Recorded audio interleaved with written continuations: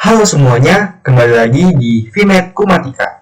Sebelumnya, kenalin gue Willy Pratama dari Matematika Angkatan 56. Di sini gue bakal memandu kalian untuk belajar dasar-dasar penggunaan Wolfram Matematika. Nah, mungkin bagi kalian yang belum tahu gitu ya mengenai aplikasi ini atau software ini, nah ini software yang sangat sangat overpower gitu ya, yang powerful banget buat kita anak mate.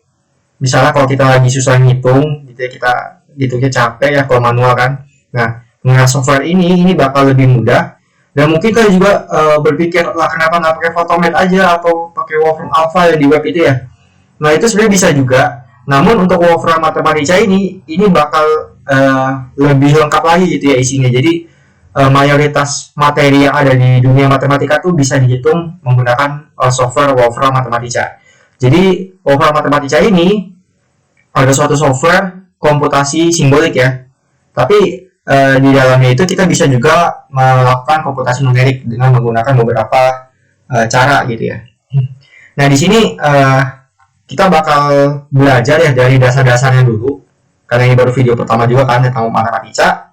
Nah di sini bagi teman-teman yang mungkin udah jago yang pakai Wolfram Matematica boleh di skip aja videonya. Tetapi bagi teman-teman yang masih belum bisa, apalagi anak mate gitu ya, yang sehari-hari kuliah tentang matematika, nah ini harus banget menguasai gitu ya aplikasi atau software Wolfram Matematica. Nah di sini gue pakai Wolfram Matematica yang versi 12.1. Nah untuk masalah penginstalannya itu bisa kalian cari-cari aja di YouTube banyak banget gitu ya, buat cara cara install gitu ya Wolfram Matematica. Nah ini sebenarnya aplikasi yang berbasis berbayar gitu ya. Nah itu terserah kalian gitu ya, kalian mau bayar atau kalian dengan cara lain itu terserah kalian gitu mau gimana cara installnya. Nah di sini cara penggunaannya mudah banget, tinggal kalian buka aja aplikasinya. Di sini kalian klik new notebook gitu ya. Nah bakal muncul kayak gini nih, notebooknya ya. Cuma kertas putih doang kayak gini. Nah di sini ada kursor. Nah mungkin kalian agak bingung gitu ya, kok kursornya bentuknya miring ke sana gitu kan, biasa kursor kan tegak gitu ya, ini malah baring kursornya. Jadi awal-awal aku belajar matematika juga agak bingung kenapa kursornya malah aneh gitu, apakah kita bisa miring, tapi enggak ya, ini kalau kalian tulis bakal normal-normal aja. Nah di sini kita bakal mulai dari dasar-dasarnya gitu ya, dasar-dasar gimana sih cara pakai Wolfram Matematica. Nah di sini kita coba untuk operasi-operasi yang sederhana dulu gitu ya, yang gampang-gampang lah ya, kayak kalkulator juga bisa gitu.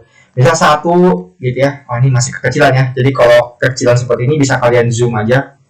Ini pakai pakai fitur gesture ya yang ada di touchpad laptop. Nah ini udah lumayan gede ya. Jadi misalkan 1 tambah 1 gitu ya.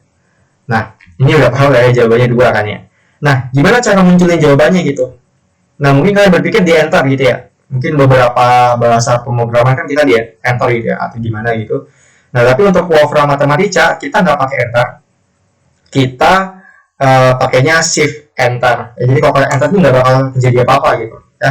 Tapi kalau kalian shift lalu enter, nah ini bakal keluar jawabannya ya. Di sini ada bacaan berarti input kita 1 tambah 1, lalu output kita gitu ya. Jadi hasil dari 1 tambah 1 itu sama dengan 2. Oke, nah ini operasi sederhana ya untuk penjumlahan. Jadi di sini bakal gua kenalin yang operasi-operasi yang ada di Wolfram Matematica. Sebenarnya semua operasi ada gitu ya, cuman cara penulisannya itu bakal gua kasih tahu.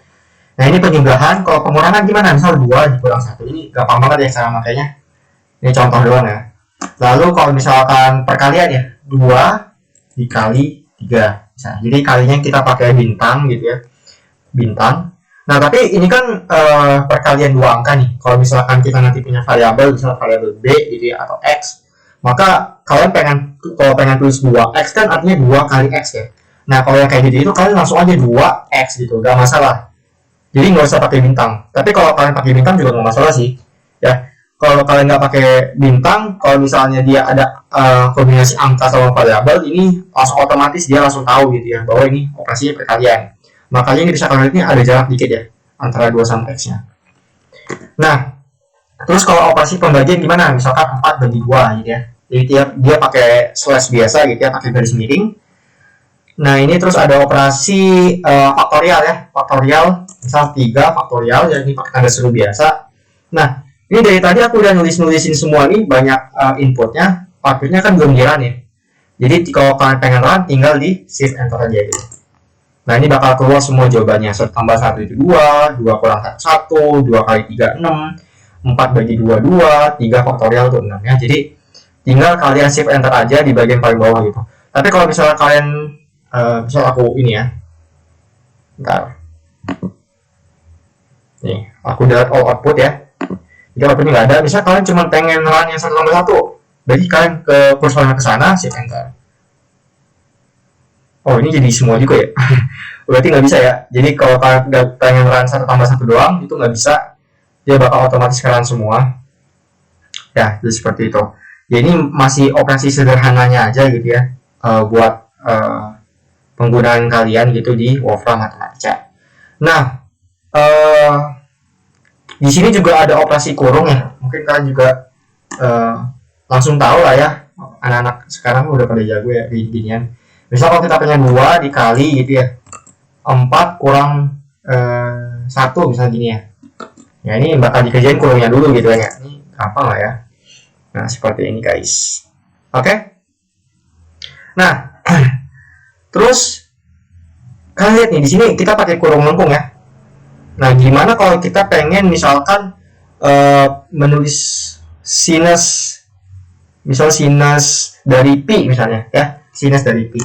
Nah, kita kan biasa kalau tulis sinus pi itu ya sin terus dalam kurung ya misalnya pi gitu ya.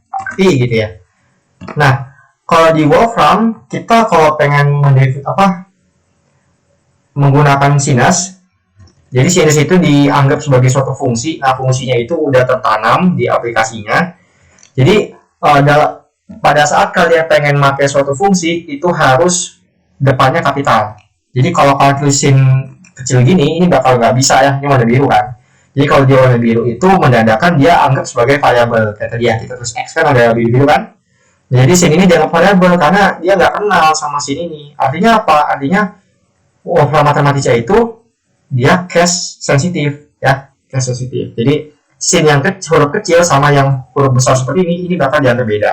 Nah kalian lihat kalau aku tulisnya sinnya kayak huruf besar, S yang besar gitu ya, dia bakal muncul nih beberapa suggestion ya. Ada sin H, sin hiperbolik ya, dan banyak banget ke bawah gitu ya. Nah maka ini dia udah kenal, oh sin ini udah ada nih di library-nya Matematika, bisa nih kita pakai gitu. Nah untuk pakai fungsi yang ada di Wolfram Matematika itu nggak bisa pakai kurung biasa gitu, yang kayak gini nggak bisa gitu. Ini dia nggak ngerti. Jadi untuk penggunaan fungsi kalian harus pakai kurung siko. Jadi di sini kita pakai kurung siko. Nah kurung siko kalian pengen masukin apa? Misalkan kalian pengen masukin pi.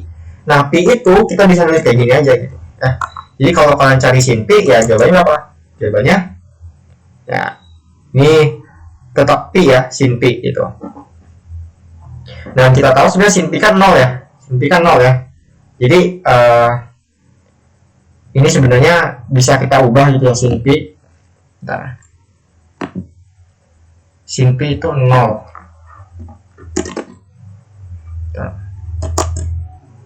Ya. Ternyata salah ya. Tadi harusnya P-nya huruf besar. Karena kalau P-nya huruf kecil tadi, warna biru ya. Tadi biru kan dianggap sebagai variabel. Maka dia bingung. Nah, tapi kalau P-nya huruf besar, jadi Pi ini juga termasuk fungsi yang built-in ya. Yang ada di Wolfram Matematika. Nah, ini bakal ngerti dia. Oh, sin pi itu ya 3,14 sekian itu ya. Jadi sin pi itu 0. Nah, keluar itu 0. Nah, jadi seperti itu ya. Jadi penggunaan fungsi di sini harus pakai kurung siko. Nah, jadi penggunaan kurung di matematika itu banyak ya. Ya. Jadi penggunaan kurung di matematika itu ada 3 macam. Kita kan kenal ada kurung lengkung, kurung siku, kurung kurawal sama kurung siku ya. Nah, kurung lengkung tadi kita pakai buat kayak ya prinsip asosiatif gitu ya. Kita pakai kurung mana yang dikerjain duluan gitu. Tapi kalau kurung siku tadi kita pakai buat isi argumen dari suatu fungsi ya. Jadi fungsi harus pakai kurung siku. Nah, kurung kurawal ini bakal kita lihat selanjutnya. Nanti ini kurung kurawal tuh buat membuat suatu list gitu ya. Suatu list. Nah, di sini coba gitu ya, kita pakai misalkan kita lihat dulu fungsi-fungsi yang ada di Wolfram ini. Nah, kita tadi udah pakai sin ya. Coba kita tulis lagi sin misal dari pi gitu ya. Nah, sin pi tadi udah tahu ya jawabannya berapa? 0. Nah, misalkan kalau misalnya kita pengen sin pi per 2. Nah, ini kan jawabannya 1 ya. Nah, 1 gitu ya. Nah, di sini kan kalian tulis pi-nya pi gitu ya. PI gitu. Kalau kalian pengen tulis pi-nya bener-bener bentuknya pi gitu ya, itu bisa juga caranya gampang. Jadi caranya tuh tinggal gini aja. Kalian tulis pencet escape ya, jadi bakal ada bentuk kayak gitu. Terus kalian tulis pi, terus escape lagi. Nah, jadi bakal berubah jadi pi yang beneran gitu. Nah, ini kalau kalian run, ini aja bakal kayak gini bentuknya. Dah, sin pi per 2 bakal jadi sin pi per 2 gitu. Ya, seperti itu. Sebentar, kayaknya ada kesalahan deh. Oh, jadi gini guys. Jadi kalau aku tulisnya escape P besar I, gimana nih? P besar I, dia bakal kenal sebagai kapital P ya. Di sini ada ya nih, kapital P. Kalau aku tulisnya PI, nah dia bakal kenal sebagai P yang kecil. Jadi huruf Yunani ya.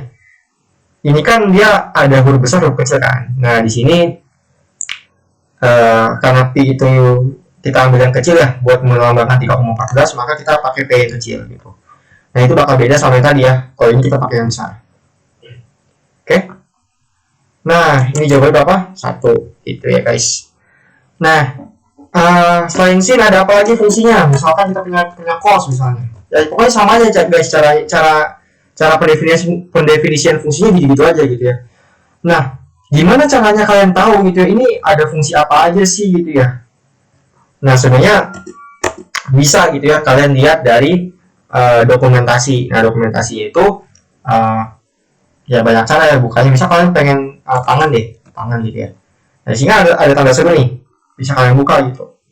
Klik tanda serunya. Nah sebentar, udah di loading kah? Oh belum. Nah nih, atau kentang guys. Nah responding kan.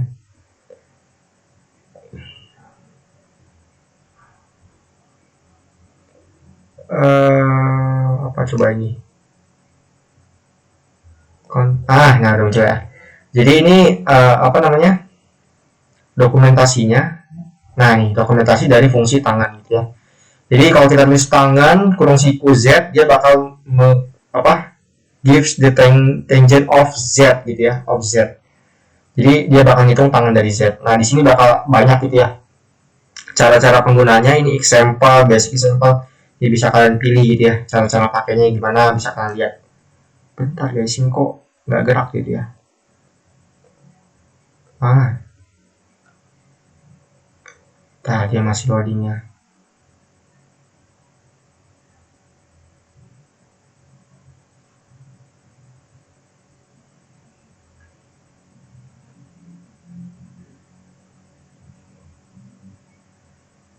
Ya ini ya.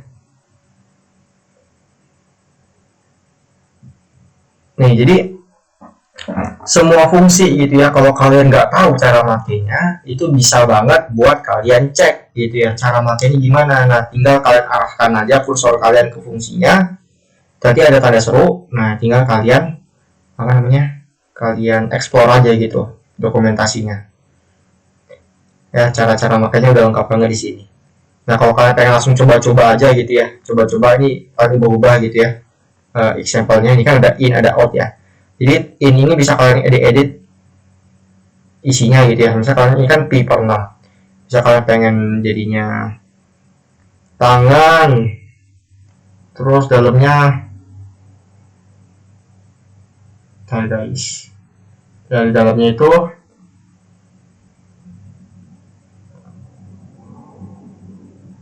bentar kok ngelag guys.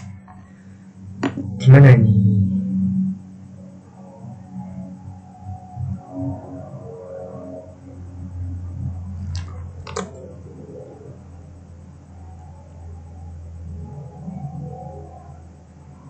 Ya jadi misal kalau kita pengen tambahin cos gitu ya, tangan isinya cos dari pi per 6. gitu ya. Nah, habis itu tinggal kita shift enter aja, dia bakal keluar outnya di sini gitu. Jadi sebenarnya yang di dokumentasi ini juga ini kayak notebook kecil gitu ya, notebook kecil gitu. Nah, dia bakal keluar jawabannya gitu guys ya.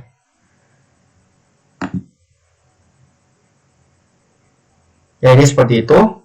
Nah,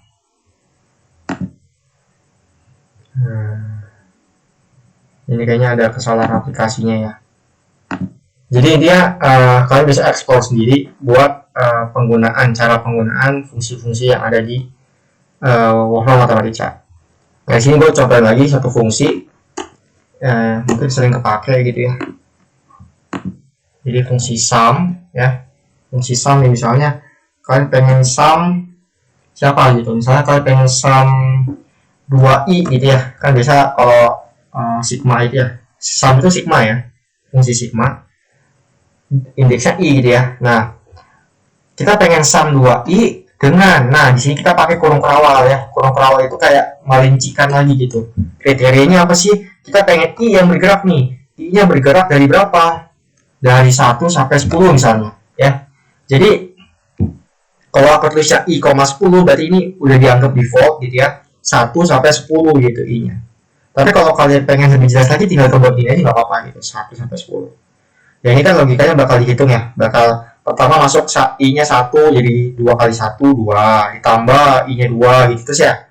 Atau gini deh, nggak apa, iya aja gitu ya. Ini kalau dilihat jadi jawabannya 55 ya, bisa kalian hitung sendiri. Jadi cara penggunaannya tahu dari mana, kok bisa tahu gitu. Kita kita tulis dulu fungsinya, koma terus kurung kerawal, tahu dari mana? Ya tinggal arahin aja ke sum ini ke apa namanya? Ini apa deh? Tanda seru. Ini bukan tanda seru ya, tanda i gitu ya. Nah, tanda i ini ya, nanti bakal ke tempat yang tadi juga dokumentasi. Itu bakal banyak banget tuntunannya di situ ya. Jadi sebenarnya pakai Wolfram Mathematica itu gampang. Ya selama kalian tuh nggak males buat nyari-nyari dokumentasinya gitu ya. Ini makanya gampang banget. Ya ini seperti itu. Nah, terus di sini kita coba ya. Kalau dari kita pakai fungsi pi ya. Nah, pi ya. Jadi pi ini kalau kita run gitu ya, ini bakal keluar ya pi gitu. Ya pi itu pi.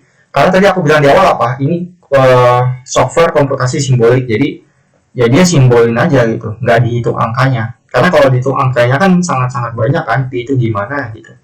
Nah, maka dari itu di sini dikenalkan lah suatu fungsi n. Jadi fungsi n itu memaksa pi ini jadi numerik ya, seperti ini. Nah, di sini n ini ya mungkin numerik gitu ya. Jadi semua yang kita isi di sini bakal dipaksa jadi numerik. Jadi numerik dari pi 3,14159. Nah, ini cuman dibuatkan 5 angka bareng koma ya. Kalau kalian pengen lebih banyak komanya, misal pengen 10 angka bareng koma, tinggal koma 10 aja. Jadi kayak gini. Gitu ya. Kalau kalian pengen nambah lagi, misalnya pengen 100 gitu ya. Jadi gini. Pokoknya ini tahu dari mana kok tahu abis itu koma itu isinya belakang komanya berapa? Tahu dari mana? Ya tinggal kalian cari dokumentasinya. Jadi semuanya tinggal masalah kalian rajin apa enggak gitu dokumentasi. Nah, ini kalau dia 1000 angka bareng koma ya. Nah, boleh nih kalau kalian pengen ngafal gitu ya, pengen ngafal bilangan pi, tinggal di run di sini udah hafal aja ini angka gitu. 1000 angka belakang koma pertama nih. Gitu ya, ini fungsi dari n. Oke? Nah, di sini dari tadi kita pakai fungsi yang udah ada di matematika ya. Nah, sekarang kita coba pengen buat suatu fungsi baru gitu ya. Fungsi yang simpel-simpel dulu aja. Nah, misal kita pengen buat fungsi f ya. Cara pendefinisian fungsi terserah kalian mau huruf apa aja, fungsi f. Nah, kita buat kolom siko. Nah, fungsi f ini bergantung sama siapa? Misalkan kita pengen bergantung sama x ya, biasanya gitu ya. Nah, kalau kita pengen mendefinisikan suatu fungsi, maka variabel yang di dalam ini, x-nya ini harus kita kasih underscore kayak gini. Jadi dia kenal nih, oh kita pengen mendefinisikan suatu fungsi f yang bergantung dengan x. Ini harus kayak gini memang cara penulisannya. Nah, kita definisikan sekarang efek sama dengan apa? Nah, ini harus pakai titik 2 sama dengan ya. Kalau udah kalian buat titik 2 sama dengan, dia langsung paham nih, oh ini x-nya berubah jadi hijau, berarti dia jadi variabel yang variabel bebasnya gitu ya. Nah ini ya jadi warna pink ya. Nah di sini bisa kita pengen buat 2x tambah 5 misalnya ini. Jadi fungsinya 2x tambah 5. Nanti kita run aja gitu. Nah dia nggak bakal keluar apa-apa karena ya kita cuma buat kan, nggak manggil kan. Nah jadi ya udah fungsi fx ini udah kesimpan di otaknya dia gitu. Jadi ya database dia gitu ya. Nah sekarang kita pengen panggil misalnya F2 gitu ya. F2 kan udah jelas ya, 2 kali 2 4 tambah 5 9 kan. Ya jawabnya 9 gitu. Ya jadi sesimpel doang pakai cara buat fungsi di matematika. Oke. Nah kalau misalnya kalian pengen kuadrat ya silakan kayak gini, kuadrat tambah 5. Berarti jawabannya berapa? Jawabannya 13 ya. Nah sebelum, karena kalian ngubah ini kalian harus run dulu yang ini gitu ya. Run baru kalian run yang ini. Jadi jawabannya 13. Ya, jadi kalau kalian ngubah tuh, kalau kalian langsung run yang ini, dia masih ingat yang tadi, karena yang ini belum kalian run gitu ya, belum kalian shift enter, dia nggak akan update gitu database-nya ya. Jadi harus kalian shift enter dulu, baru kalian bisa run F2 dengan fungsi yang baru kalian edit tadi gitu guys. Gampang kan ya? Jadi sesimpel itu doang ya pakai Wolfram Matematica, dan ini juga masih awal ya. Dan kalau kalian misalnya mau pakai fungsi-fungsi yang lebih rumit, ya, cuma kalian nggak tahu namanya gitu ya, ya kalian bisa cek aja di dokumentasi matematika itu di web banyak gitu ya. Tinggal kalian cek aja dokumentasi matematika, atau kalian cari di Google, bilang aja gitu ya, fungsi untuk misalnya untuk hitung transformasi Laplace misalnya, itu kan ada tuh di materi PDB ya. Nah kayak gitu ya, itu bisa banget kalian lihat di Google atau dokumentasi dari Wolfram Matematica. Tinggal kalian kalau udah tahu fungsinya, tinggal dipakai gitu guys. Nah sekarang gini, ya ini kita buat fungsi. Sekarang kita coba untuk fungsi komposisi ya. Jadi gua buat lagi fungsi g gitu, misalnya fungsi g x, nah berkaitan sama x juga. Nah di sini pengennya ya simpel aja, x min 1 ya. Nah sekarang kita gabungkan gitu ya. Aku nggak tahu ada nggak ya fungsi komposisi, composition. Coba lah ya, kayaknya f, g coba ya kayak ini. Ini aku aja nggak tahu ya ini fungsi komposisi itu beneran buat fungsi komposisi atau enggak. Nah kalau lebih lanjut kalian bisa cek aja tanda i tadi gitu ya. Nah karena tadi kalian lihat sendiri ya, kalau tanda i tadi gua error komputernya, jadi ya mending jangan gitu ya. Coba gua run, nah dia jadi gini ya, bingung ya dia. Ya udah nggak apa-apa. Jadi nggak tahu nih fungsi komposisi buat apaan. Jadi kita pakai yang simpel aja, yang paling mudah gitu ya. Berarti f g x ya, jadi kayak gini. Ya, kalau kalian ya udah kayak gitu ya, coba sekarang. Nah dia bakal kayak gini ya, bakal masuk ke sini. Nah ini apa namanya, x min satunya nggak dijabarin ya sama dia. Kalau kalian pengen jabarin, kayaknya ada deh fungsi namanya simplify. Ya jadi sini fungsi simplify, nggak kalian kurangin aja gitu, simplify dari ini. Ya nggak bisa ya, harusnya bisa dijabarin ya, atau oke, berarti ya gimana ya cara jawabannya, gue juga nggak tahu nih. Nah ini harus cek lagi di dokumentasinya. Harusnya sih bisa ya dijabarin, karena ini komputasi simbolik gitu. Jadi komputasi simbolik itu seakan-akan kita tuh kayak nyoret-nyoret di kertas gitu ya, seakan-akan gitu ya. Jadi harusnya bisa dipecah nih, cuman nggak tahu nih fungsinya harus kayak gimana. Ya itu bisa dicek ya. Nanti kalian kalau bagi kalian yang tahu bisa kolom chat di kolom komentar gitu ya, ngomong apa fungsi yang dipakai buat memecah ini apa gitu, mungkin kalian lebih tahu. Oke, ini fungsi komposisi jadi kayak gini doang. Terus harusnya inverse juga bisa ya, coba ya kita cek ya, inverse, fungsi inverse ini ada ya, inverse. Nah, ini ada inverse Laplace malah ya, inverse dari fungsi f, fx mungkin gini, mungkin gitu ya. Nah fungsinya, nah dia nggak keluarin bendanya ya, nggak keluarin inverse, hasil inverse-nya ya, cuma inverse dari ini. Coba ya, jangan error please. Oke. Give the inverse of a square matrix. Jadi inverse ini tuh buat matriks ya. Nah, jadi kalau kalian bingung itu ini langsung paham kan ya dari cara kita buka itu. Nah, ini ada inverse function, kita coba ya. Inverse function, kita cek cara makainya. Nah, represent the inverse of the function f defined so that inverse function f y give the value. Nah, jadi cara makanya tinggal gitu doang guys ya. Berarti gini dong. Harusnya benar. F doang. Nah, dia keluar kayak gini. Cuman ini mungkin fungsinya aja yang nggak ada inverse-nya gitu ya. Atau G deh, kita coba G ya. G yang udah pasti ada inverse-nya. Nah, ini jawabannya jadi aneh ya. Bentar, ada kesalahan kah? Oh, memang gitu ya bentuknya. Inverse function dari fx. Inverse of pure function. Oh, ya. Jadi dia itu pagar ini tuh dianggap sebagai variabel inverse gitu ya. Ini variabelnya gitu. Jadi seakan-akan itu 1 tambah misalnya ini y gitu ya, y kali 1 gitu. 1 tambah y. Kan inverse dari x min 1 kan 1 tambah y kan. Nah, gitu maksudnya. Ini mungkin agak bingung aja ya, membingungkan, tapi sebenarnya dia udah mengeluarkan inverse fungsi dari fungsi g yang sama dengan x min 1 tadi. Nah, jadi pokoknya tinggalkan explore sendiri aja. Di sini gue cuma mandu kalian gitu ya, kasih tahu caranya aja. Kalian bisa explore sendiri biar tambah jago buat makainya gitu ya. Nah, di sini kita coba lagi ya buat ngeplot grafik. Nah, di sini bakal kita coba plot.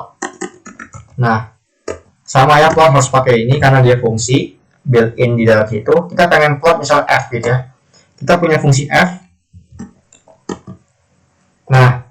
Nah, di sini kita bakal kasih apa? Daerahnya kita pengen dari mana ke mana, bisa kita pengen dari min 2 sampai 2. Gitu ya. Jadi ini bakal keluarin grafik fungsi fx dengan daerah asalnya min 2 sampai 2. Nah, jadi kayak gini apa nih, guys? Ya. Ini simple ya, masih simple banget nih, guys. Nah, kalau misalnya kalian pengen plot 2 grafik, tinggal kalian buat list aja gitu antara grafik-grafiknya. Misalkan gini. Ya. Nah, kayak gini jadinya. Nah, dia bakal muncul 2 grafik yang berbeda ya. Yang ini yang F, yang ini yang G. Gitu. Ya, jadi bisa kalian lihat ya tadi ya, nih tuh banyak banget penggunaannya gitu ya.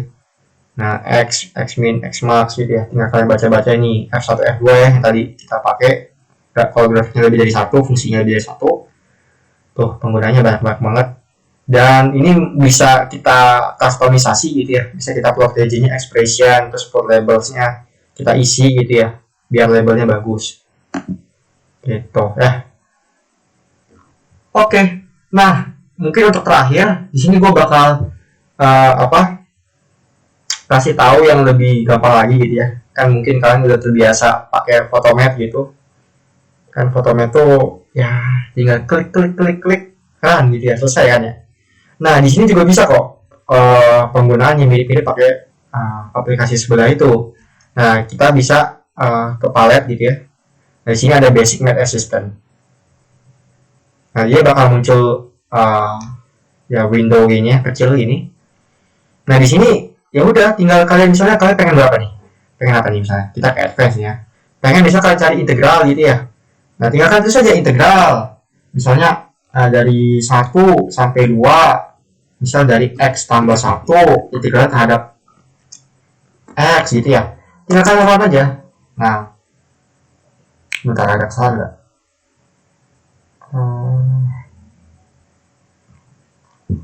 X can be interpreted integral are entered in the form. Oh, ini salah. Sama kok, bener kok. Salah di mana ya?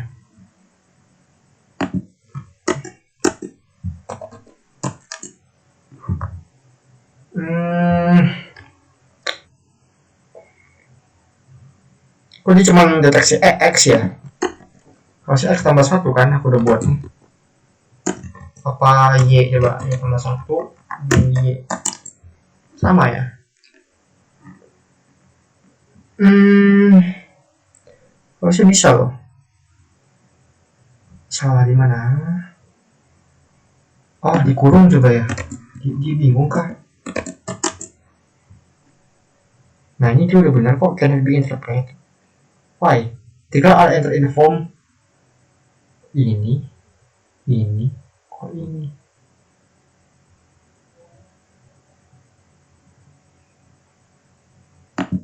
Ya, ini bingung sih kenapa dia nggak mau ya. Harusnya mau loh. Harusnya mau guys. Coba. Coba yang integral yang biasa ya. X tambah 1 X. Gue bingung sih kenapa ini nggak bisa dirun ya. Harusnya bisa sih.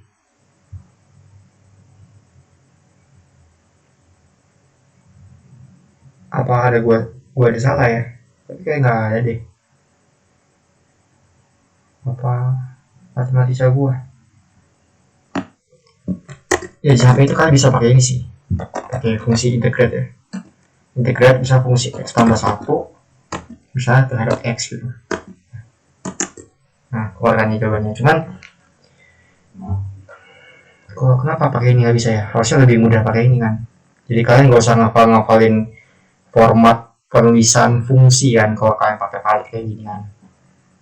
Harusnya bakal lebih mudah gitu.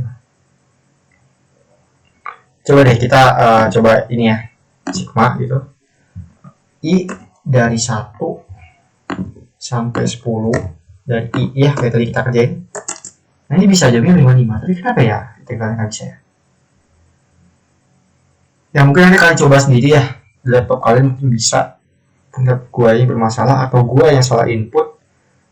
Nah jadi ya gue pengen kata itu doang ya, bisa kalian apa pakai di sini banyak banget simbol-simbolnya. Ini juga ada apa? Salah. Di sini ada ini ya, notasi matematika banyak banget sih, bisa more tuh. Euler gamma, Catalan, cincin, kincin, glaser gitu ya, banyak banget. Tinggal kalian ini. Ya, jadi seperti itu aja mungkin untuk video kali ini ya. Ini cuman pengenalan dasar-dasarnya doang. Jadi sebenarnya untuk belajar matematika itu asal kalian tahu cara belajarnya aja gitu. Karena kalau kalian pengen hafalin semua fungsinya itu kayak mustahil aja gitu ya. Tapi gak untuk kemungkinan. Fungsinya banyak banget. Jadi di sini yang gue tekankan cuma cara kalian explore-nya itu ya. Jadi kalau kalian rajin bisa explore cara pakainya. Sebenarnya ini software yang mudah dipakai gitu ya. Nah, cuman memang aplikasi ini lumayan berat ya untuk laptop karena ini lumayan gede, itu 11 GB ya masalah. 11 GB. Enggak deh, 4 GB. Pokoknya lumayan gede lah ya. Kalau laptopnya kurang memadai kayaknya ini agak macet gitu ya. Nah, kayak tadi ya kalian lihat ya laptop gua. Ya, jadi seperti itu. Ya ini cuman pengenalan, kalian bebas kalian mau pakai apa aja. Ini juga sesuai dengan permintaan kalian ya di apa untuk konten VNet gitu guys. Oke. Jadi gua harap kalian pada paham lah ya sama penjelasan gua. Mohon maaf kalau misalnya masih kurang ya. Jadi gua ada beberapa kesalahan. Jadi terima kasih atas perhatiannya. Thank you semuanya. Mungkin sampai ketemu di video selanjutnya nanti ya. Gak tahu sama gue lagi apa enggak. Oke, gue akhiri videonya. Selamat pagi, siang, malam guys.